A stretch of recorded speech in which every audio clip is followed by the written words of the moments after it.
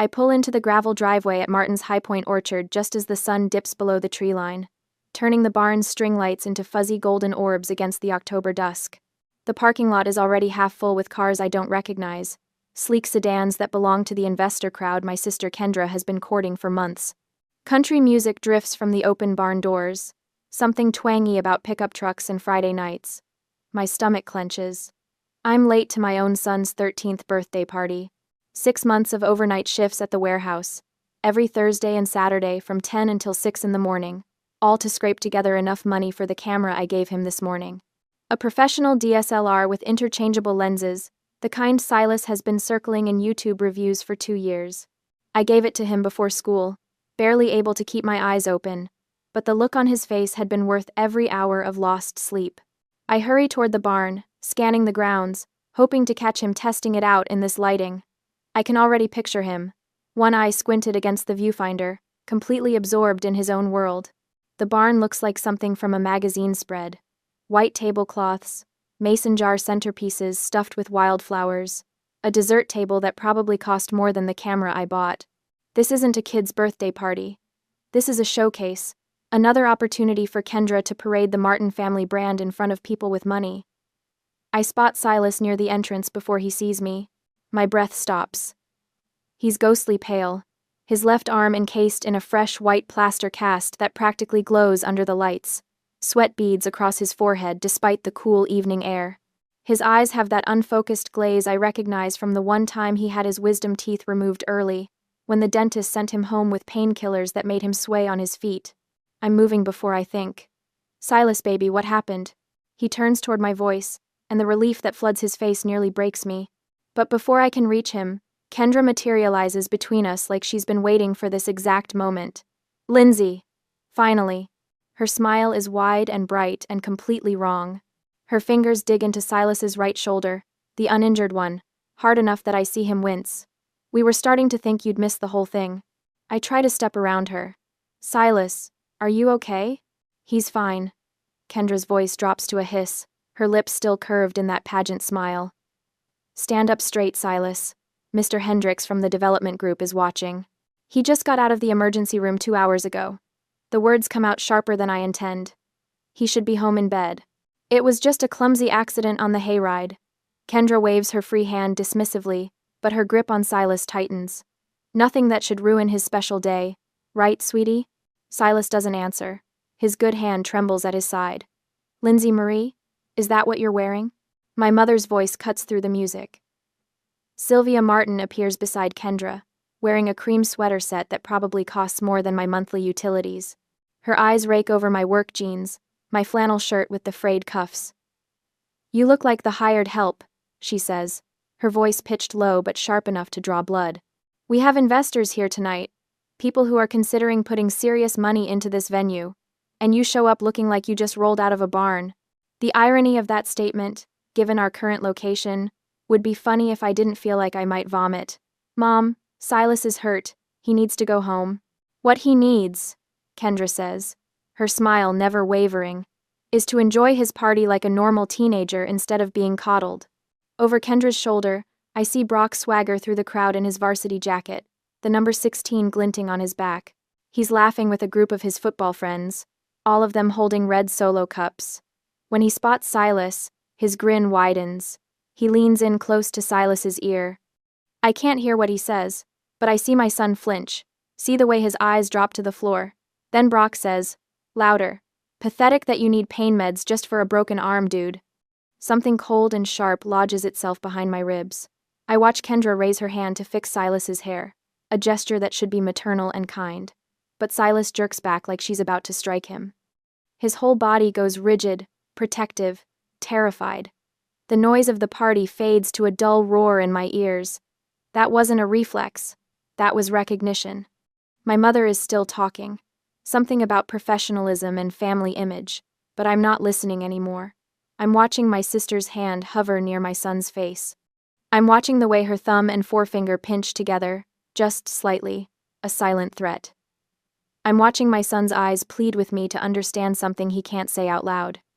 This was no hayride accident. I need to use the restroom, I hear myself say. My voice sounds distant, mechanical. I'll be right back. Kendra's smile sharpens. Don't take too long. We're cutting the cake soon. I walk toward the main house on legs that don't quite feel like my own, leaving my mother mid-sentence about dress codes and family loyalty. Inside the house, I lock myself in the downstairs bathroom and grip the edge of the sink. My reflection stares back at me, all calloused hands and tired eyes and a lifetime of keeping the peace. But peace isn't supposed to leave bruises. Peace isn't supposed to make a 13-year-old boy flinch away from his own family. I turn on the faucet to cover the sound and pull out my phone with shaking hands. Tabitha answers on the second ring. I need you, I whisper. Something's wrong. Something's really wrong. Tabitha grabs my elbow the second I step out of the bathroom, her fingers urgent against my skin. She doesn't say anything, just jerks her head toward the back of the barn and starts walking. I follow without question because Tabitha Miller doesn't panic, not when the tractor caught fire last summer, not when that wedding party got food poisoning from the caterer. Never. But her jaw is locked tight now, tendons standing out in her neck. She pulls me into the supply closet where we keep the extra chairs and tablecloths, the smell of cedar and dust thick in the cramped space. The music from the party is muffled here, reduced to a bass thump that vibrates through the walls. I saw it happen. Her voice comes out rough, like she's been swallowing gravel. I saw Brock corner Silas by the cider press. Not the hayride, the industrial press near the loading dock. My stomach drops. When? This afternoon, around 4. She swipes at her face with the back of her hand. I was doing inventory in the storage barn. Heard something metal smashing on concrete. Loud. Really loud. The cast. The painkillers. The way Silas flinched when Kendra raised her hand. I need to see the cameras. Tabitha blinks. What cameras? The security system. Dad installed it 2 weeks ago. I'm already moving toward the door, but she catches my arm. Lindsay, your dad didn't tell anyone about cameras. He installed them because he thought Brock was stealing equipment to sell. The words taste bitter. 4K resolution. Motion activated. He didn't want Kendra to know he was watching her son.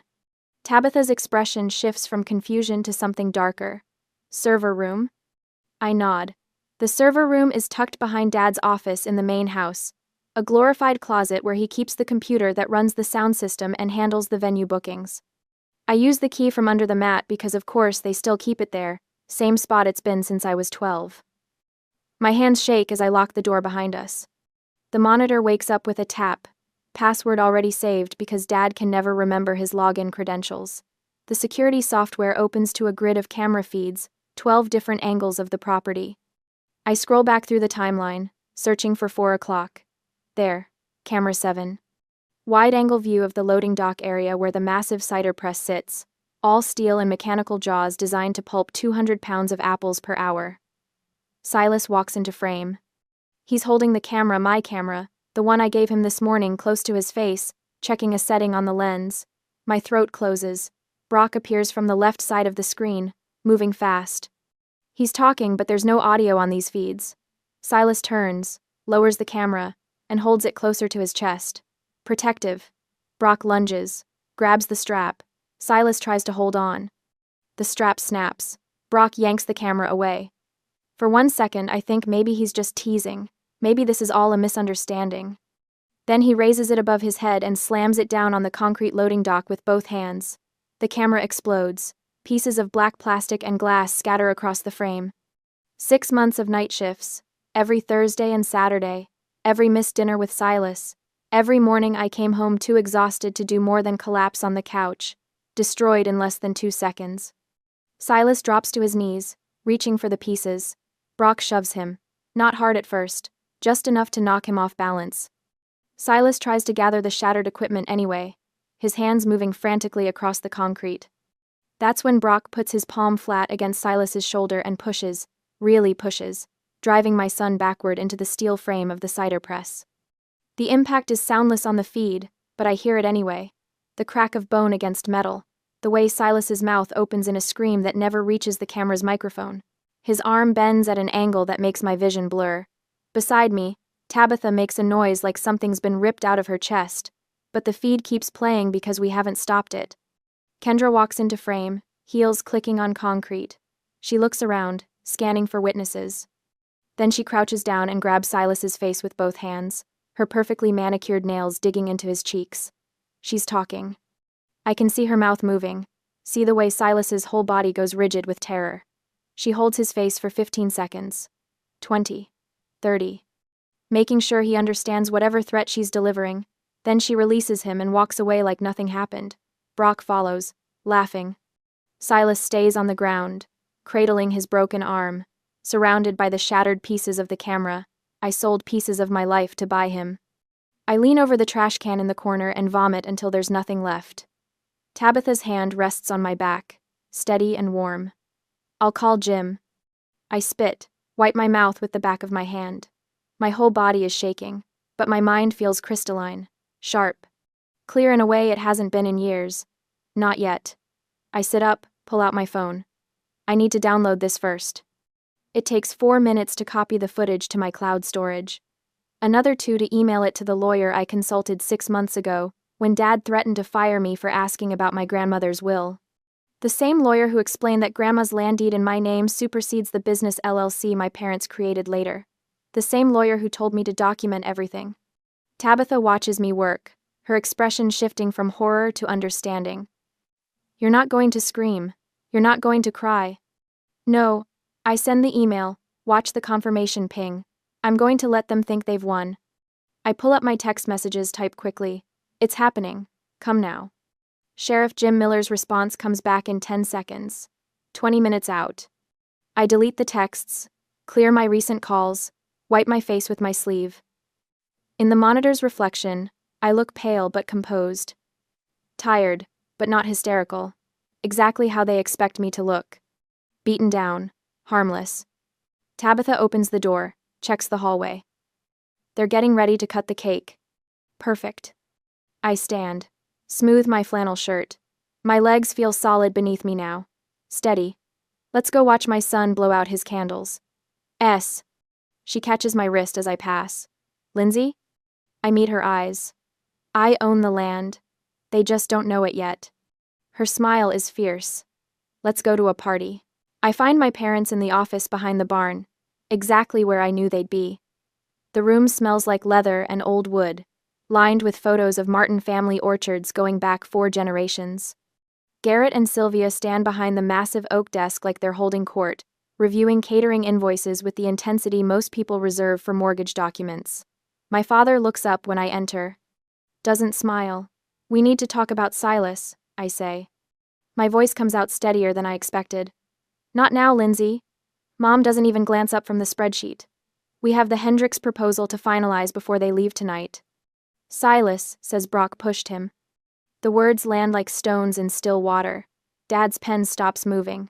Mom's head snaps up, her reading glasses sliding down her nose. For one brief, stupid moment, I let myself hope. Maybe they'll be horrified. Maybe they'll demand answers, protect their grandson, choose family over business for once in their lives. Garrett leans back in his chair, fingers steepled. That's a serious accusation. I know. Based on what, exactly? Mom's voice has that tight quality I remember from childhood. The tone that preceded lectures about not embarrassing the family. The ramblings of a 13-year-old hopped up on emergency room painkillers? My jaw clenches. Based on what my son told me. Your son, Dad says, each word deliberate, broke our industrial cider press this afternoon during one of his clumsy episodes. Do you have any idea what that machine costs? The floor seems to tilt beneath my feet. What? Silas was messing around near the equipment. Mom removes her glasses, sets them on the desk with careful precision. He stumbled, grabbed the frame to catch himself, and damaged the pressure mechanism. The whole thing will need to be replaced. That's not what happened. Are you calling us liars? Dad's voice drops to that dangerous quiet. Were you there? No, but... Then you don't know what happened, do you? He stands, and even though I'm 42 years old, some part of me still wants to step back. What you do know is that your sister has worked incredibly hard to build this venue into something special. Something that provides jobs for this entire community, including you. Garrett. Mom touches his arm, but her eyes never leave my face. Let's be reasonable about this. She walks around the desk, her cream sweater catching the lamplight. When she's close enough, she reaches out like she might touch my shoulder. I don't move. Lindsay, sweetheart. We understand you're protective of Silas. That's natural. Her voice has gone soft, almost kind. It makes my skin crawl. But you need to understand the position you're putting us in. Brock is about to sign with a Division I program. The family has invested thousands in his training, his prospects. These accusations could ruin everything he's worked for. What about what Silas has been through? Silas has a broken arm that will heal in 6 weeks. Dad's back at the desk, writing something on the invoice. Brock's football career won't recover from assault allegations, true or not. The overhead light flickers. Outside, someone laughs, high and bright. The cider press damage is going to cost about $5,000 to repair. Dad doesn't look up from his writing. We'll dock your wages $1,000 for the next 5 months to cover it. Consider it a family discount. My mouth goes dry. You can't be serious. Completely serious. Now he meets my eyes. And Lindsay, if you continue spreading these lies about Brock, we'll have to reconsider your housing situation. The threat hangs in the air like smoke. You'd evict us. The farmhouse is Martin family property, Mom says gently, like she's explaining simple math to a child. We've let you stay there at a significantly reduced rate because you're family. But if you're going to jeopardize the business, create hostile working conditions, make false accusations against your nephew. She trails off, the implication clear. For years, they've made me believe that piece of paper in my safety deposit box was worthless without their money to pay the taxes, their business to maintain the structures. They've gaslit me into thinking I'm a guest in my own inheritance. Something inside me goes very still. They're not angry because I'm wrong. They're angry because I'm right, and they don't care. These people aren't my parents, not in any way that matters. They're business partners who view Silas and me as line items on a balance sheet, liabilities to be managed and minimized. Garrett Martin and Sylvia Martin, LLC holders, protecting their investment. The realization doesn't hurt as much as I thought it would.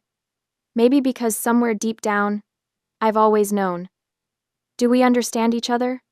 Dad's pen taps against the desk. Once, twice. I look at my mother's carefully arranged face, my father's cold certainty.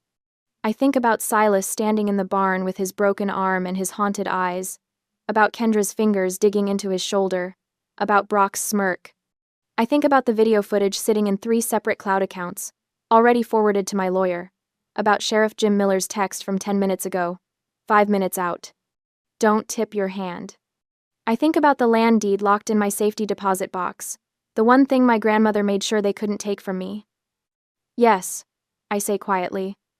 We understand each other perfectly. Dad nods, satisfied. Mom smiles like we've just had a productive family meeting. Good. Now go fix your hair before the cake cutting. You look like you've been through a tornado. Mom's already turning back to her invoices. Crisis managed, daughter handled. I walk out of the office, on steady legs. The party sounds drift from the barn, that same country song about Friday nights and empty promises.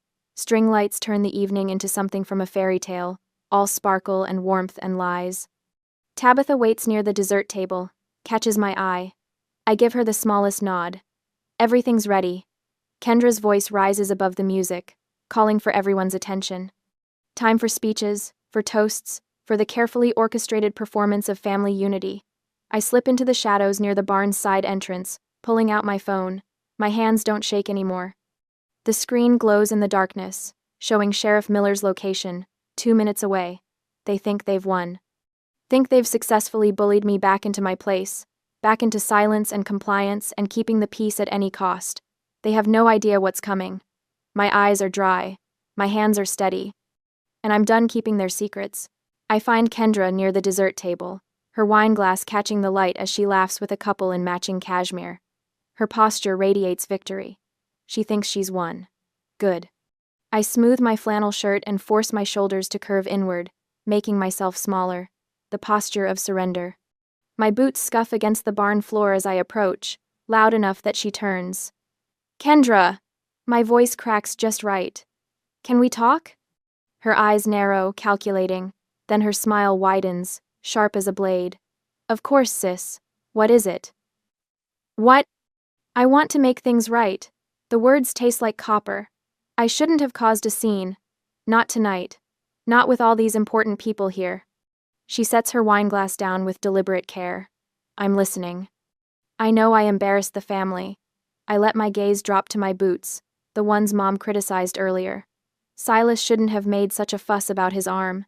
Kids can be so dramatic, right? The lie burns coming out, but I watch Kendra's shoulders relax. Watch the predatory gleam in her eyes shift to something worse. Satisfaction. I'm glad you're finally seeing reason. She reaches out and pats my shoulder, the same crushing grip she used on Silas. You know, Lindsay, you could really be an asset to this business if you just learned to be a team player. My jaw aches from clenching. I manage a weak nod. Actually, Kendra says, her voice dropping to that syrupy tone. That means she's about to stick the knife in deeper. Since you're so eager to make amends, I have the perfect opportunity for you. I wait. Let her think I'm hanging on her every word. Mr. Hendricks and the other investors are concerned about tonight's little drama. She gestures vaguely toward where Silas disappeared with Tabitha earlier. They're wondering if this venue is really as family-friendly as we've advertised, if the management can handle pressure situations with grace. My heart thuds against my ribs. What do you need me to do? Take the microphone. She points toward the small stage we set up for the DJ. Get up there and apologize to our guests. Explain that you overreacted to a simple accident. Show everyone you're a team player who puts the family business first. The trap she's laying is almost beautiful in its cruelty. Get me on stage, humiliate me publicly, force me to protect Brock, and gaslight my own son in front of a crowd. The ultimate power move. I don't know if I can. I let my voice waver. Let her see my hands shake. You can. Her fingers dig deeper. Unless you want Dad to follow through on docking your pay. Unless you want to lose that little farmhouse you and Silas have been squatting in. The threat hangs between us like smoke. She doesn't know. None of them know about the cameras, the footage, the fact that Sheriff Miller is already in the building. They have no idea I own the ground they're standing on. I check my watch. 8:15. Right on schedule. Okay. I force the word out like it's being dragged from my chest. I'll do it. Kendra's smile could light the whole barn. Wonderful. Come on, let's not waste time. She practically drags me toward the stage, her heels clicking against the wood floor. I catch Tabitha's eye across the room, stationed near the projector controls like we planned. She gives the tiniest nod. Mom and Dad materialize from the crowd as Kendra leads me up the stage steps. Garrett looks smug. Sylvia looks relieved. They think I've finally learned my place. Brock lounges near the front with his football buddies, red Solo cup in one hand, his phone already out and recording with the other, probably planning to post this on every social media platform he can find. The footage of me groveling will be priceless for his image. Ladies and gentlemen, Kendra taps the microphone, feedback squealing. If I could have your attention for just a moment, my sister Lindsay has something she'd like to say. She steps aside with a flourish, presenting me like a prize. The barn quiets, all those investor faces turning toward the stage. I can feel their judgment, their curiosity about what fresh entertainment this family drama will provide. I grip the microphone stand, let my head bow, let my shoulders shake just enough to suggest tears. Through my lashes, I check the positions. Kendra to my right, glowing with triumph. Mom and Dad just off stage, arms crossed in identical poses of satisfaction. Brock front and center with his phone raised high. Perfect. They're all here. All gathered in one spot, guards completely down. I glance toward the back wall. Sheriff Miller and 2 deputies stand in the shadows, hands resting casually on their belts. I look at Tabitha. She holds up the projector remote, finger hovering over the button. Her expression is steel. My breathing steadies. The trembling in my hands stops. I tap the microphone once, twice. The barn falls completely silent. I was asked to apologize. My voice comes out softer than I planned, and I let it. Let them lean in to hear. Let them think I'm about to crumble. Kendra shifts beside me, already relaxing, already savoring this moment. I lift my head, meet her eyes, watch confusion flicker across her face as she registers. Something changed. My next words will detonate everything. The tears on my cheeks are gone. My spine straightens. My grip on the microphone turns white-knuckled. Behind me, I hear the projector whir to life. The baby photos that were supposed to play for the rest of the party flicker and die. In the silence, I let one corner of my mouth curve upward. Not a smile. A promise. And I am sorry, I say, my voice steady now. Clear. I'm sorry I didn't protect my son from criminals sooner. Kendra's face goes blank with shock. The first frame of security footage hits the massive projection screen. I meet Tabitha's eyes across the barn and nod once. The projector screen behind me flickers. The slideshow of baby photos, the carefully curated Martin family brand, disappears. For one heartbeat, the screen goes black. Then the security footage fills the wall. 4 feet wide, crystal clear, 4K resolution that turns Brock's face into something unmistakable. The timestamp reads 2 days ago, 4:47 p.m. I don't need to watch. I've seen it 30 times already, each viewing carving the images deeper into my brain, but I hear it. The entire barn hears it. The crack of expensive camera equipment hitting concrete. Silas's voice, high and desperate, saying, "That's mine, you can't." The sound of my son's body slamming into the steel frame of the cider press makes someone in the crowd gasp. Then comes the snap. Sharp and wet and final. The sound bones make when they break. Silas screams. The investors from the development group stand frozen near the dessert table. The church ladies from my mother's Bible study have their hands pressed to their mouths. Mrs. Henderson's phone is already out, recording the screen, recording the truth that's about to burn this family to ash. Kendra appears in the frame now, moving fast. She grabs Silas by the face, her manicured nails digging into his cheeks as he sobs.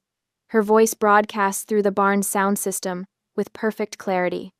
"If you tell anyone Brock did this, I'll tell Grandpa you sabotaged the machine. Your mom will be fired and you'll be homeless. Do you understand me?" My 13-year-old son, arm dangling at an impossible angle, nods through his tears. The screen goes black.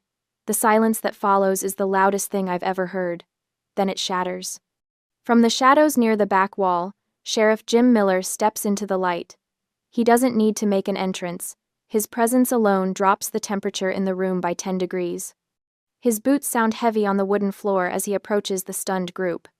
Jim's face is granite, all the warmth I've seen at family barbecues replaced with something cold and professional. "Brock Vance," he says. His voice carries. "You're under arrest for felony assault on a minor." Brock drops his solo cup. The red liquid spreads across the floor like blood. "What? No, that's not Mom, tell them." But Kendra isn't looking at her son. She's staring at me, and for the first time in my life, I see fear in her eyes. "You can't do this." Her voice cracks. "That footage is private property." "Ma'am, I'm going to need you to step aside." A deputy moves toward Brock, handcuffs already out. The boy who called my son pathetic for needing pain medication is suddenly crying, his varsity jacket pulling tight across his shoulders as his arms are wrenched behind his back. The number 16 catches the light. Mom, don't let them." "Kendra Martin Vance," Jim continues. "You're being detained for questioning regarding witness intimidation and accessory after the fact." The investors are backing toward the exits now. Mr. Hendricks from the development group nearly trips over a hay bale in his rush to leave. The church ladies have their phones out, and I know by tomorrow morning, this video will be everywhere. Every text chain, every Facebook group, every whispered conversation in the grocery store checkout line. The Martin family social mask just shattered on camera. "This is insane." Garrett's voice booms across the barn. His face has gone purple. "Sheriff, this is a family matter. We can handle this internally. A broken bone and terroristic threats against a minor aren't a family matter, Mr. Martin. They're crimes."